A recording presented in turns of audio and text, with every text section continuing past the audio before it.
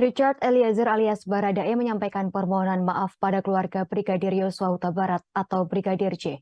Permohonan maaf itu disampaikan Baradae seusai menjalani sidang di Pengadilan Negeri Jakarta Selatan pada Selasa 18 Oktober.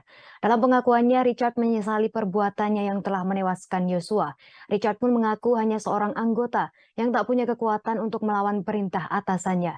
Mengenakan setelan kemeja putih dan celana hitam, Richard mengungkapkan bela sungkawa yang sedalam-dalamnya atas insiden yang menimpa almarhum Yosua Huta Barat. Richard pun mendoakan agar almarhum Yosua diterima di sisi Tuhan. Secara khusus, Richard kemudian memohon maaf kepada ayah, ibu, dan adik Yosua yakni Reza. Menahan tangis, Richard mengaku hanya seorang anggota tak punya kemampuan menolak perintah dari seorang jenderal. Sidang perdana Richard Eliezer selesai digelar pada Selasa 18 Oktober 2022. Richard Eliezer didakwa melakukan pembunuhan berencana terhadap Yosua bersama-sama dengan Verdi Sambo, Putri Chandrawati, Ricky Rizal atau Bribka RR, dan Kuat Maruf. Richard menjalani sidang sekira pukul 10 pagi dengan agenda pembacaan dakwaan.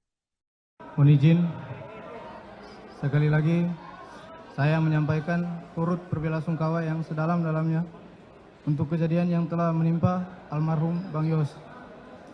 Saya berdoa semoga almarhum Bang Yos diterima di sisi Tuhan Yesus Kristus. Dan untuk keluarga almarhum Bang Yos, Bapak Ibu, Reza, serta seluruh keluarga besar Bang Yos, saya memohon maaf. Semoga permohonan maaf saya ini dapat diterima oleh pihak keluarga.